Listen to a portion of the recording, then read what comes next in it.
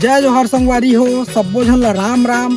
छत्तीसगढ़ के पावन धाम शिवरी नारायण जी हाँ मांझी पूर्णिमा के भव्य मेला के आयोजन करे जाथे। तब मेला में का आहे संगवारी हो, का झूला आए हे, का टाकीज आए हे, ये सबो ला मेला में चल के देखथन। तब मेला में आप मन भी जरूर रही संगवारी हो। तब मेला में चला चलथन।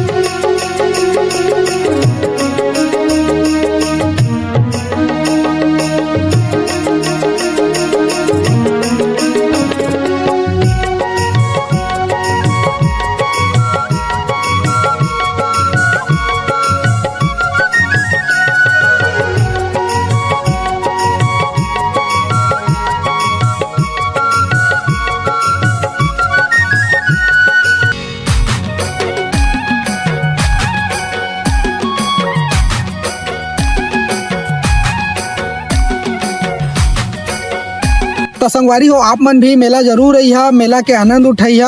मेला जो है 1 फरवरी से 15 फरवरी तक रही। तो मेला में अपन परिवार के साथ, अपन दोस्त मन के साथ में जरूर रहिया।